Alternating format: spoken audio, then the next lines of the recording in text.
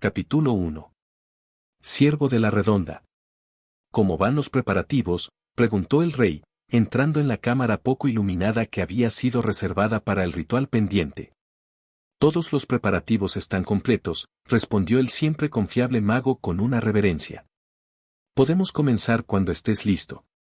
6 caballeros acompañaron a su rey a la cámara para desempeñar su papel en este procedimiento crucial.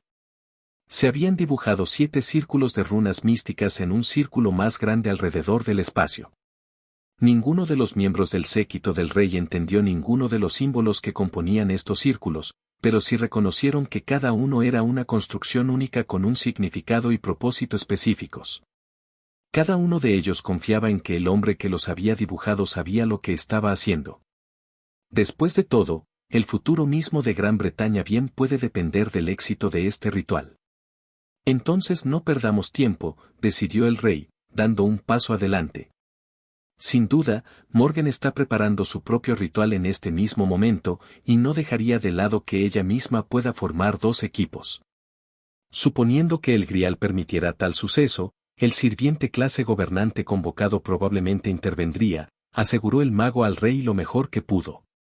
El rey solo asintió un poco para tranquilizar su confianza mientras ella se quitaba la capa que cubría sus hombros, revelando el conjunto completo de armadura y espada legendaria con la que llevaría a cabo este ritual. ¿Dónde quieres que esté?, preguntó Artoria Pendragón. El tuyo es el que está al otro lado de aquí, explicó Merlín, señalando el círculo que había dibujado específicamente para que lo usara el rey. Dio a cada uno de los 6 caballeros a sus propios círculos predeterminados, cada hombre listo para cumplir su papel para el futuro de su nación.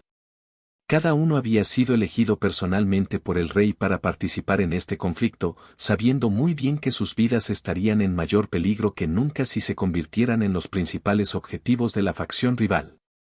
Incluso si Sir Mordred, Garys y Gaerys no hubieran estado cumpliendo con sus propios deberes, los hombres elegidos no habrían cambiado. Solo la ausencia de Sorket tuvo algún impacto en la plantilla elegida por Artoria. Artoria conocía las guerras del Santo Grial desde mucho antes. Pero habiendo nacido después de que la Quinta Guerra del Grial ya había concluido, su historia y sus reglas habían sido completamente irrelevantes para ella, hasta que Merlín recibió una premonición del inminente comienzo del 6º conflicto de este tipo. La Guerra del Grial de este siglo fue una batalla centrada en equipos con 2 equipos de 7, maestros, y siervos, compitiendo por el Grial y su poderosa magia que concede deseos. Teniendo pocas dudas de que el malvado Morgan Le Fay había sido dotado con la misma premonición, como era estándar para los magos de nivel superior cuando amanecía la Guerra del Grial, Artoria había puesto a Merlín a trabajar preparándose para armarla a ella y a los caballeros de la mesa redonda con convocados. Sirvientes propios para combatir los nefastos planes de Morgan. La naturaleza exacta de las guerras del Grial todavía se estaba descubriendo lentamente con cada iteración sucesiva. Las reglas y estructuras cambiaban rutinariamente, algunos vieron a 7 dúos maestro/diagonal sirviente compitiendo por el Grial, mientras que otros vieron equipos de esos dúos uniéndose en una causa común por lo mismo. Las guerras habían comenzado durante el primer siglo, supuestamente poco tiempo después de la resurrección y ascensión de Cristo. Desde entonces, cada siglo había sido testigo de cómo se libraba una nueva guerra del Grial, cada uno en un lugar diferente, en un momento diferente dentro de ese siglo. El propio Grial otorgaría a aquellos especialmente conocedores de las artes místicas una visión que marcaría el comienzo de la fase de preparación de la guerra, indicándoles que comenzaran a reunir los materiales necesarios para convocar a sus sirvientes del trono de los héroes. Se desconoce cómo se eligieron los competidores entre los innumerables aspirantes que intentaron competir. Al igual que los cómo y los porqués del tiempo y lugar en el que se libró cada guerra. Ni siquiera se mantuvieron en un punto constante dentro de cada siglo, simplemente había uno dentro de cada siglo del calendario juliano. Merlín podía sentir que esta guerra iba a tener lugar aquí en Gran Bretaña alrededor de esta época, pero mucho más allá de eso seguía siendo un misterio.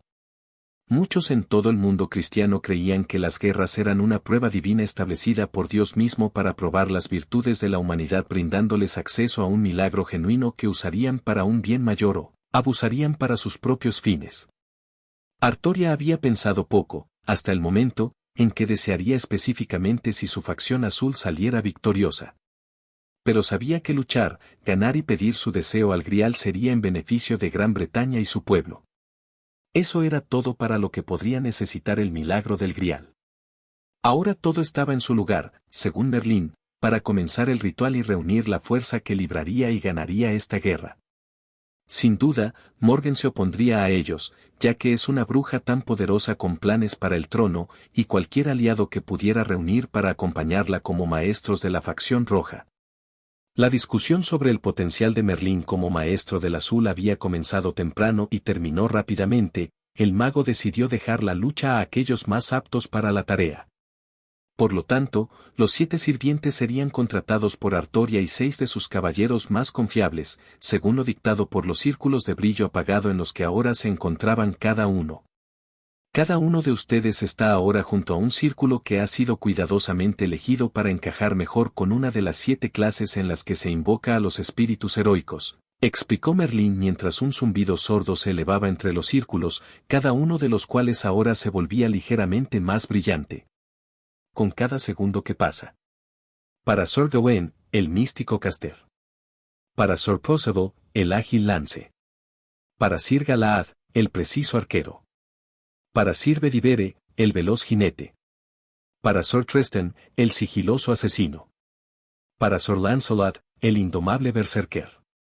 Y para el rey Arturo, el más poderoso de todas las clases, el sable que empuña la espada. Artoria estaba a punto de hablar, de cuestionar la necesidad de que se le diera la clase más poderosa, dado su acceso tanto a Excalibur, Rongominiad y varios otros artefactos divinos, pero Merlín reconoció o asumió su intención y la interrumpió con una sonrisa. Todas nuestras esperanzas descansan sobre sus hombros, señor. Además, dudo que alguno de nuestros camaradas aquí acepte que el Servant más fuerte sea emparejado con alguien que no sea usted. Miró alrededor de la habitación, como animando a los otros 6 a expresar su acuerdo. Y lo hicieron. Había un consuelo en la confianza de sus camaradas en ella y en su deseo de mantenerla a salvo, como ella lo hacía con ellos. Pero también había ahí un gran peso, de expectativas y de responsabilidad. Pero claro, ese peso había sido su carga desde aquel día 20 años atrás, cuando sacó a Caliburn de la piedra por primera vez y puso su destino en marcha. Nada había cambiado. Muy bien, cedió, su tono fue lo más neutral que pudo. Aceptaré esta responsabilidad, como siempre lo he hecho. Entonces comencemos, declaró Merlín, su sonrisa cediendo mientras comenzaba a realizar seriamente el ritual. Hasta que el ritual tuviera éxito, la mayor responsabilidad no recaía sobre los hombros del rey, sino sobre los suyos. Hizo que los 7 repitieran un encantamiento, con las manos extendidas sobre el catalizador que yacía en el centro de su círculo respectivo. Un catalizador, según Merlín, fue uno de los descubrimientos más recientes sobre las reglas de las guerras del Grial. Una invocación estándar otorgaría un sirviente seleccionado al azar que puede o no coincidir con las capacidades y personalidad del maestro. Pero con la adición de un elemento con significado para un espíritu heroico específico, uno podría inclinar el proceso de selección aleatorio a favor de la figura en cuestión. Entonces fue fortuito, o tal vez un golpe de planificación magistral por parte de Merlín, que tales artefactos hubieran sido recolectados a lo largo de los años por él y los caballeros. No había garantía de que el dueño original de cualquier artefacto individual hubiera ascendido al trono de los héroes, pero inclinar las probabilidades a su favor, aunque fuera solo un poco, ciertamente no era una opción que valiera la pena descartar. Y en algunos casos aquí se utilizó un artefacto no relacionado con una figura legendaria. Para Artoria, era la vaina de Excalibur, Abelan. Sospechaba que Merlín había elegido este objeto específico con la esperanza de aumentar sus posibilidades de ser emparejada con un Servant con mayores capacidades protectoras, dado el inmenso poder curativo de la vaina. Por supuesto, él nunca diría eso en voz alta, para no dar la impresión de que la sentía incapaz de defenderse, en lugar de la realidad más probable de que simplemente quería darle al rey una mayor oportunidad de sobrevivir en este conflicto mortal. El ritual, hasta donde Artoria pudo ver, se desarrolló rápida y suavemente, culminando con la luz de los círculos que se volvieron lo suficientemente brillantes como para envolver toda la cámara, obligando a todos los reunidos a cerrar los ojos con fuerza mientras sus sentidos estaban abrumados, sintiendo como si hubieran sido arrojado al centro del sol. Un repentino estallido de energía golpeó a Artoria cuando no lo esperaba, dándole vueltas y derribándola. Por los sonidos del ruido de las armaduras a su alrededor, parecía como si más de uno de sus caballeros estuviera teniendo la misma experiencia. Como mínimo, eso le evitaría algo de vergüenza, especialmente porque su intento de ponerse de pie antes de que alguien pudiera darse cuenta resultó inútil, gracias al shock del que su cuerpo todavía estaba luchando por recuperarse. A pesar de tener los ojos cerrados, descubrió que su visión era irregular y borrosa cuando intentó abrirlos. Un gemido involuntario de incomodidad escapó de sus labios antes de que pudiera captarlo, dejándola con la sensación de que la vergüenza no abandonaría sus intentos hasta que ella dejara que se saliera con la suya. Pero sus ojos lograron adaptarse a la tenue luz de la cámara, que ahora estaba iluminada solo por el resplandor una vez más tenue de los círculos de invocación, un puñado de brasas en los candelabros ahora apagados y un par de ventanas altas que solo dejaban entrar un rayo de luz de luna. Pero esa astilla fue más que suficiente para que ella pudiera ver al hombre que ahora estaba frente a ella. Era un hombre joven, de unos 20 o 30 años. Su tez era unos tonos más oscura que la de ella y tenía una mata de pelo puntiagudo de un vibrante color naranja. Hubo un breve destello de lo que podría ser reconocimiento, y tal vez vacilación, en sus ojos marrones cuando se encontraron con los azules de ella, sintiendo como si permanecieran atrapados en los de ella durante incontables horas. La explicación de este destello llegó cuando abrió la boca para hablar. Su acento no era uno que ella reconociera, ligeramente forzado y con algunas palabras acentuadas en las sílabas equivocadas. A través de la intuición de Merlín, Artoria aprendería más tarde que esto lo marcaba como un habitante de una nación oriental que llegaría a ser conocida en toda Gran Bretaña como Japón. Pero por ahora, solo tenía las primeras palabras de su sirviente para evaluarlo. «Dime, rey de los caballeros», dijo en un tono que era a la vez serio y juguetón. «¿Eres digno de ser mi maestro?» Algo en estas palabras tocó una fibra sensible extraña en Artoria. Provocaron un impacto que ella no pudo explicar ni comprender. Pero, aún así, la obligaron a ponerse de pie, erguirse como el rey de Gran Bretaña y responder a su pregunta con la convicción propia de quien sacó la espada de la piedra. «Lo soy», respondió ella, quitándose el guante izquierdo y sosteniendo el dorso de su mano para que él viera 3 formas de color rojo sangre, sellos de comando con los que podía obligar su obediencia, si tuviera motivos para hacerlo. Ella los mostró solo por un breve momento antes de colocar esa mano sobre el pomo de su espada y cubrir sus signos de maestría con su mano derecha, un símbolo de su confianza en su capacidad para acorralar a su servant sin tal magia. «Soy Arthur Pendragon, el rey de Gran Bretaña y su maestro en esta, la 6ª guerra del Santo Grial». Sabría su nombre, Saber of Blue, para poder comprender las habilidades de mi servant. Una leve sonrisa se dibujó en los labios del hombre. «No estoy seguro de cuánto bien hará eso, pero de todos modos. Mi nombre es Ciro Emilia. He venido en respuesta a su convocatoria». «Maestro». El mago de cabello plateado dejó caer su mano de donde la había levantado y asintió brevemente. «De acuerdo.